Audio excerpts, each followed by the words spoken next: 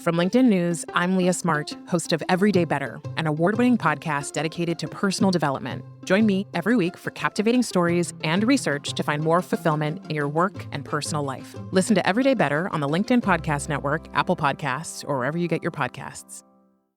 The HP AI PC breaks language barriers instantly by translating up to 44 languages in real time, powered by the Intel Core Ultra processor. With the right tools, work doesn't have to feel like work. Learn more at hp.com/AI-PC.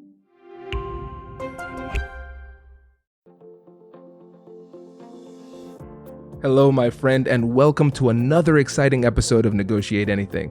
Thanks for joining us today.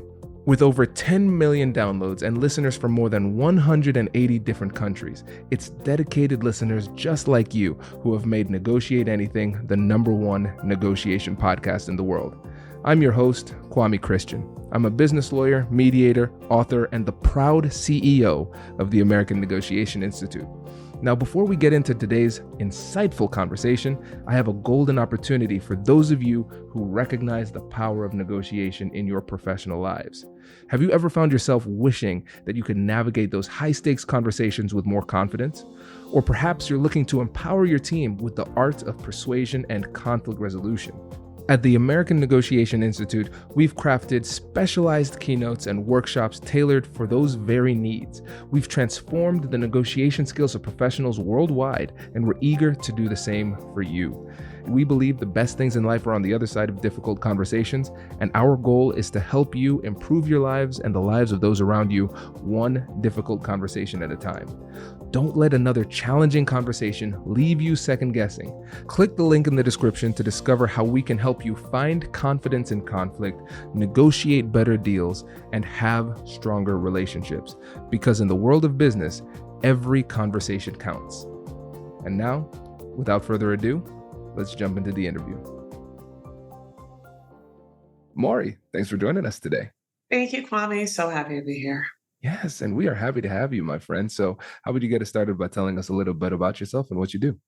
So I teach at the Wharton School and the Legal Studies and Business Ethics Department. I teach negotiations. I've been there, almost scary to say this, but almost 20 years. And outside of the Wharton School is where I do a lot of my teaching as well, or speaking engagements I know you're all too familiar with, for corporations, academic institutions, foundations. I work with a lot of entrepreneurs, small business owners. Really, it runs the gamut.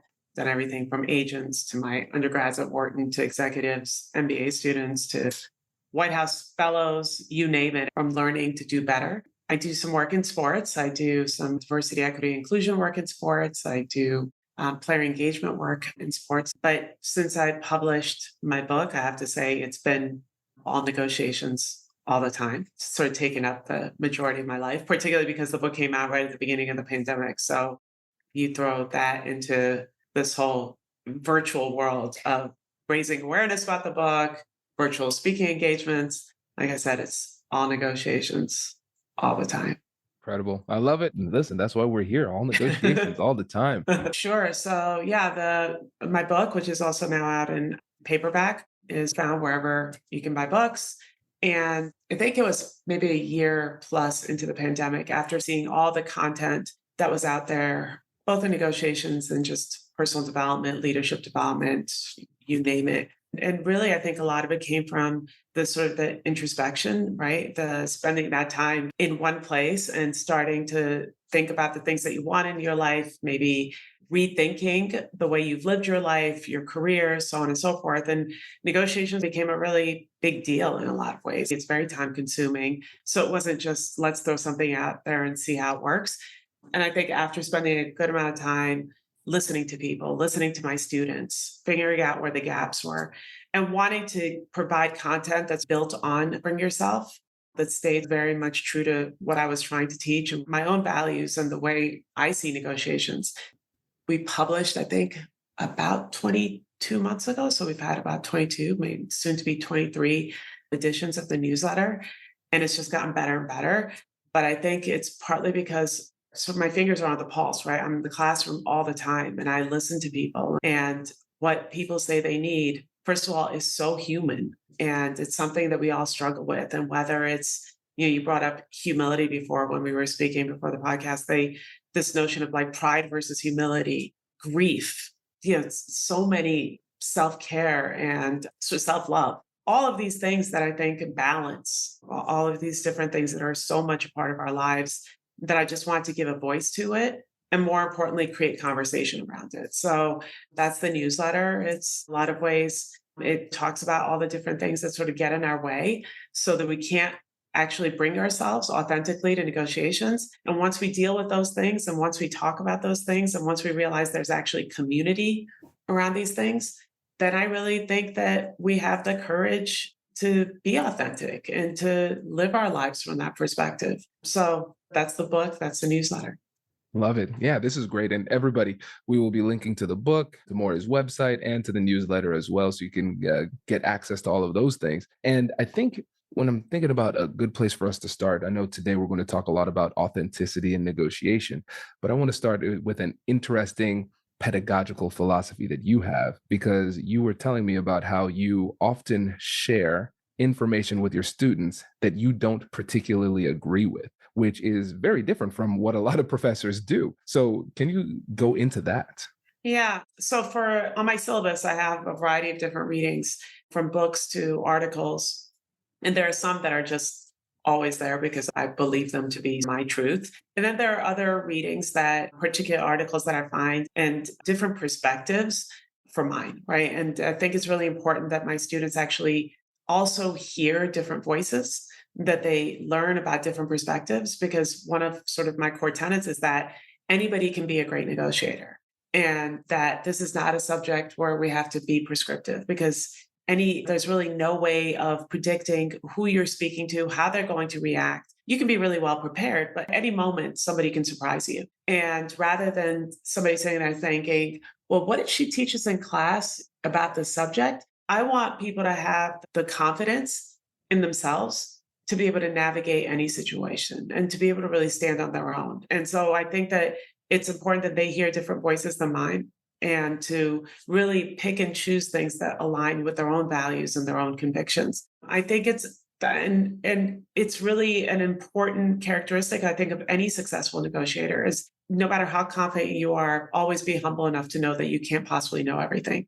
And you open your mind, you open your heart, and really trust yourself in a lot of ways. Once you're of a certain age, I think life experience shapes us and we learn. And if we learn to better trust ourselves while being humble enough and open-minded enough to learn and be curious, then I think that's the magic. I think that's what makes for a great negotiator. I love it. I agree. And this reminds me of one of my law professors early on, first year. One of the things that he said is, as I teach you, one of the things I want you to start to develop is your lawyer senses. You might not specifically know a law, but you should be able to get a sense like, yeah, that sounds illegal to me, Right. know, right? And it sounds like what you're helping people to develop is their negotiation set. So you're not going to be prescriptive and say 1 + 2 always equals 3. This is how you do it. It's like, no, I want you to get a diverse perspective of how you can approach this, so you can, on the fly, in the moment, start to create a path forward that's unique to you. And I think that one of the things that often happens in the negotiation industry is that we codify our personalities. And so here's what I mean. So we create these books that say, this is the right way to negotiate. Do it this way. But perhaps the reason it works for you is because you are you, and it might not work for me because I am me. And Right. so that's why I really like your approach, focusing on authenticity, because it doesn't necessarily tell us exactly what to do, but it helps us to figure out what we ourselves can and should do in the moment in a way that's authentic and real for us. Exactly. Because then you can stand by it, right? You can, no matter how the negotiations goes, you can look in the mirror and say, you know what, at least whatever I did aligned with my values. At least I didn't sort of sell myself out. I feel good about what I did, regardless of what the outcome is. But when we don't do that, and again, our actions are misaligned with our values, then it's hard to not be resentful or regretful of ourselves and what we did and the choices that we made. So I think it's really important to find your own voice, to have the courage to speak it. There's great power in that. Absolutely. Now, let's start to get into how does one start to develop their own voice when it comes to not just negotiation, but difficult conversations in general? So I think this is another place where I'm different from a lot of other people who teach the subject or speak on it. I do more therapy in some ways and focus on the mindset and sort of the better understanding of yourself, that sort of self-work, if you will, than I do on like all the tactics and the strategy, because I think that's actually not that hard to teach. And I think when the two are married, that's the best outcome. But I think the hardest work is actually getting a better sense of yourself. And again, having the courage to be able to live by those things, right? And to speak your truth, right? And to hone in on what that means is really, I sort of look at my own life and understand that sort of some of the hardest negotiations I've ever done have been with myself. Some of the most difficult conversations have been with myself or my family members, and very personal negotiations. People usually think I teach at Wharton, it's got to be a business deal. No, actually to have found my own voice and to feel like to have life of purpose, to find satisfaction in my own life, that I had to get over a lot of things. And oh my God, I'm getting emotional, Kwame. I had to get over a lot of different things and the roadblocks that nobody else had really built but myself. And those things included telling my parents I didn't want to be a doctor at post-college, and being able to honor that, not because I knew what it was that I really wanted to do, because I didn't, but to say that I'm okay finding out, because I'm not satisfied. Right now, I'm not doing something that like feeds my soul or feeds my passion. And at that point, if you said, well, what was your passion? I don't know. I don't know what it was. But to have actually stepped into that kind of scary place of saying, but I will figure this out, it took a great deal, I think, of courage. And knowing that I lived a good portion of my life up until that point, not having done that, and feeling like I had missed out on so much, whether it was college classes or experiences. And I went to Barnard. So I was in New York at Columbia University, and you could walk through College Walk and you see these amazing buildings and Socrates and Plato and these like great minds are sort of their names are on these amazingly old, beautiful buildings. And I remember going back for one of my college reunions, and I'm looking up at these buildings and I thought, what did I miss? I came here, I studied for 4 years and prepared for myself for a career that I didn't necessarily want, but did it for somebody else, and didn't have the courage to say, that's not for me. And I missed the opportunity to learn from these great people, right? These amazing professors, and whether it was poli-sci or sociology or religion, I really felt like I missed out. And I don't want to live a life of regret, which is why I lean very heavily into negotiations, because I think while those conversations are really difficult, isn't it better to have them? And even though it may not go as well as you want, to say, okay, didn't go great, but at least I did it. And now I can work on maybe bettering this situation in a way of sort of resolving any conflict and so on and so forth. Isn't that better than to regret the choices that you didn't make?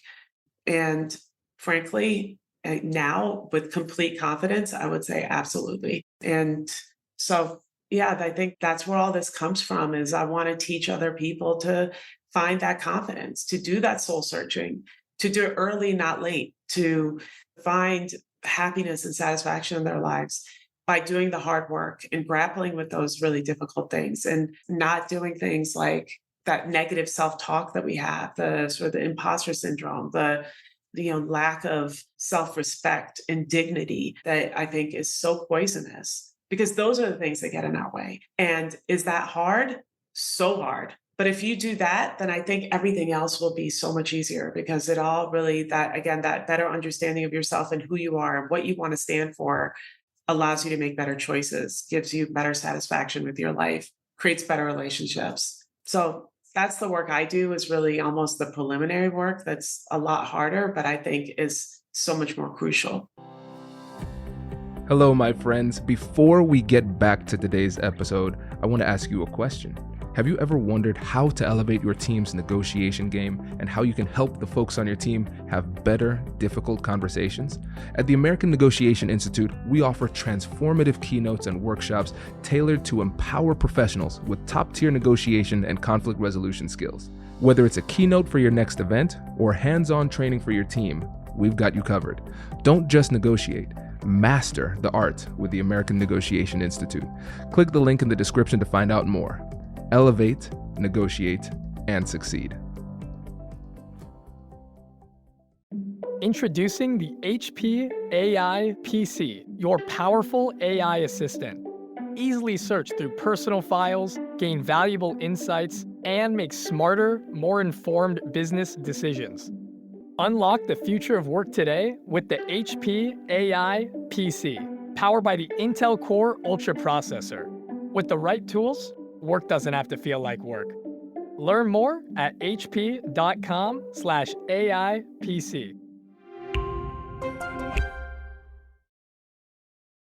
Absolutely. Oh, this is powerful. And it's almost like your life in many ways is a case study for your methodology too. Authentic negotiation. Because a lot of times when people start and they just think purely strategically or tactically, they're looking for that magic thing that they can say to get the person to do what they want them to do. But what you're talking about is a complete paradigm shift when it comes from a place of authenticity.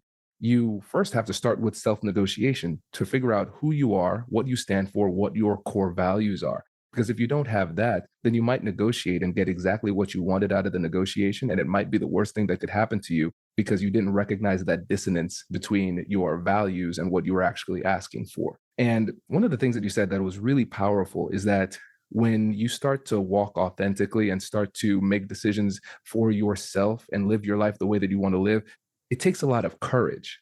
But at the end of what you said is that you feel a lot more confident now. And I think that's really important because we have to feel that fear and do it anyway. Without fear, there's no courage. Then it's just action, right? But people can look at your life and say you're successful, but what you're recognizing here is that you're successful because you took that step to become authentic. And when we think about that fear of living a life of regret, I think about it in terms of the dichotomy between the fear of failure versus the fear of regret. And so for me, it's okay to be afraid. Just be afraid of the right thing. I'm afraid of regret. I can handle failure. I can get over that. So this is really powerful. And what we can see too is when you think about respect, a lot of times respect comes from just being willing to listen to the other person and give that space. And what I'm sensing here is that possibly one of the challenges that we have when it comes to showing other people respect in negotiation is because we haven't done that self-work to show ourselves that level of respect and dignity. And if we haven't done that for ourselves, it's going to be impossible for us to offer that to other people. Absolutely. And really interesting you say that because, well, one, people will only treat you as well as you treat yourself, right? You're the role model for that.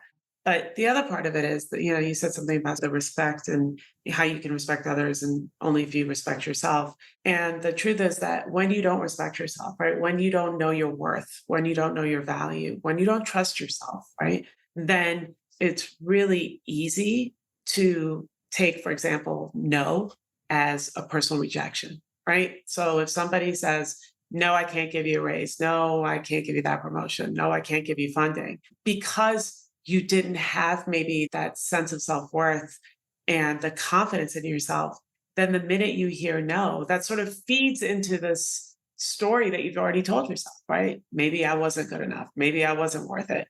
And then you turn that around and now it becomes sort of conflict with that person. Oh my God, I can't believe you just said no to that. And now it's head, right? Whereas if you have that self-confidence, if you believe in who you are, your self-worth, that self-talk is that of a really positive story, right? That takes pride in who you are and your accomplishments and your worth.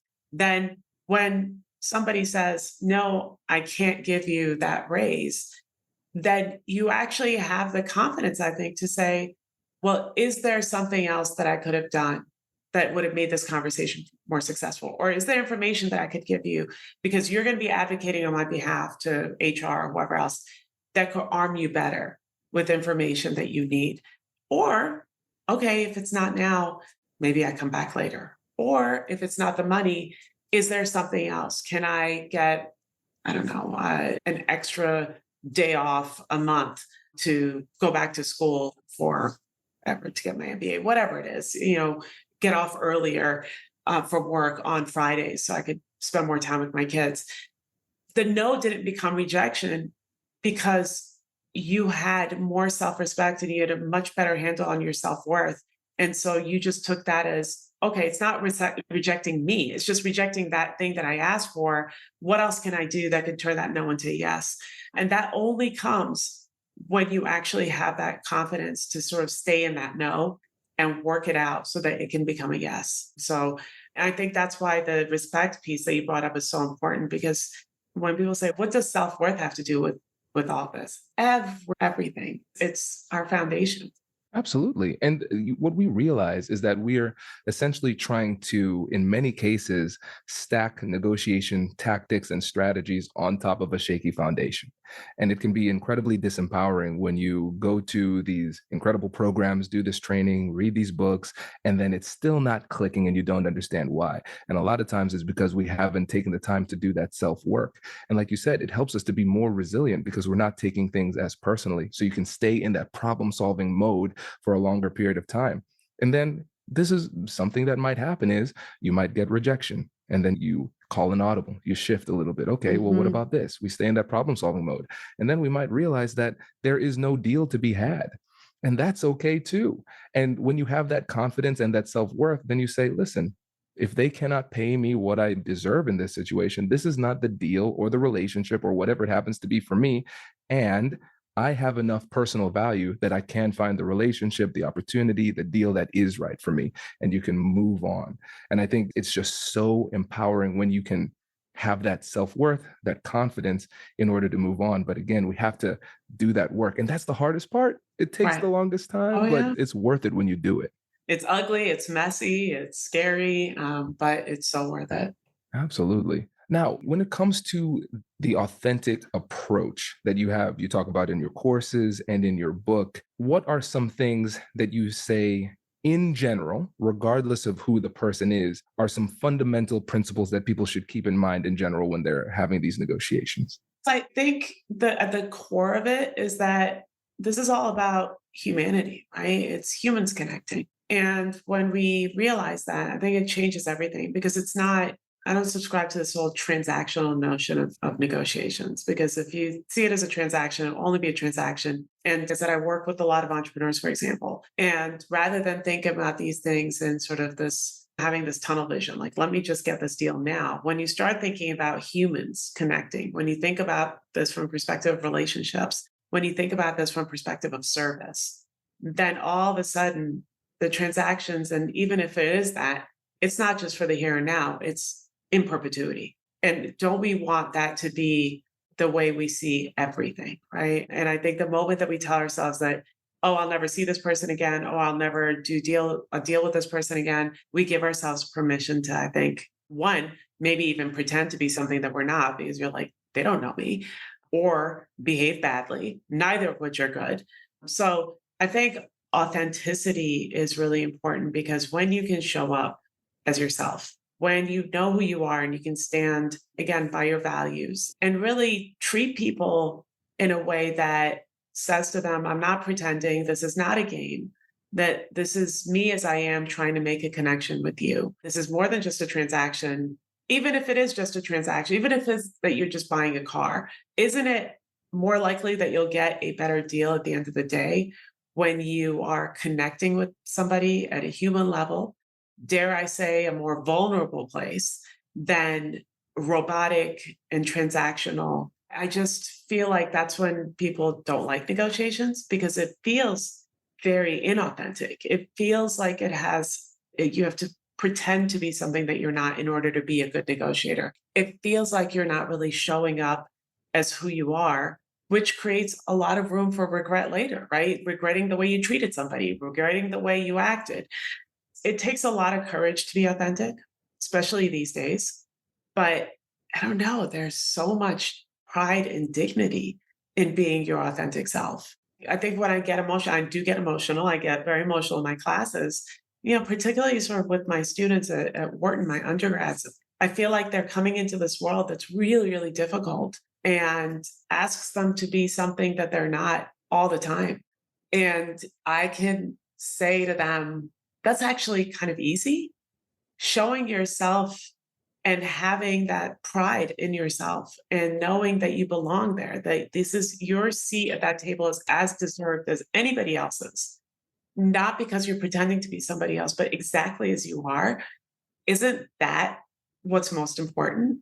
And I just feel like, especially as an academic, especially as people who you're this way, right? We influence people. And I think our greatest duty, especially in this sort of place of this world of negotiations, is to say, don't try to be something that you're not. In fact, it's harder, but so much more satisfying to be exactly who you are. And you want to be better, then work on yourself. Don't try to be something you're not. Do that sort of self-work, but stay exactly as you are from sort of foundationally, and then get better. I don't know how life is worth living if you don't do that. That is powerful. And I think really the thing that I cannot shake, Mori, the thing that I cannot shake is that I just keep on telling myself as this interview progresses, man, I got to read that book and get on that newsletter. So before you go, just to let the audience know again how they can get in touch with you and tell them about the book and the newsletter too. So go to my website, moritaheripour.com. And as soon as you get there, it'll be a pop-up for my newsletter where you can subscribe to the newsletter. We publish a lot on LinkedIn. So I have a pretty heavy LinkedIn presence, from articles to, we do a lot of sort of polls to figure out what our subscribers want for the newsletter. So we're always asking for people's opinions and thoughts on things. I'm on Instagram, actually anywhere. Pretty much on social media, I'm there, fortunately or unfortunately. But Instagram, LinkedIn, my website, you'll find access to the book and you'll get access to my newsletter. Love it. Mori, this was exceptional. And again, I just want to pause and thank you for bringing humanity back to negotiations. It's so important. And it's a refreshing approach because I think, like you said, it's harder and harder today for people to be authentic. And to see somebody of your caliber doing the work that you do, inspiring people to be themselves as they negotiate and find ways to live their best lives through the art and science of negotiation, I think that's really powerful. So thank you for the work that you do. Thank you, Kwame. I talked a lot about sort of the bad content that was out there. You have some really great content. And when I first came on today, I said, I feel like I'm talking to a celebrity. I've been following you for a really long time, and I appreciate your perspective on things. And I appreciate you bring so many different perspectives into your work, and that's powerful as well. So thank you for allowing me to have this conversation with you, inviting me in to do this. I very much appreciate it. Congratulations, you've just joined an elite club. By listening to a full episode, you're now officially on the Negotiate Anything team. So welcome aboard. What most team members do is they subscribe to the podcast because that allows them to automatically get the latest episodes of the show. The best things in life lie on the other side of difficult conversations. Keep learning, keep practicing, and keep getting better. Your relationships will improve, your career will soar, and you'll have the confidence you need to get the most out of these crucial conversations. Again, thank you for joining the team. We're excited to have you, and I will see you in the next episode. I'll catch you later.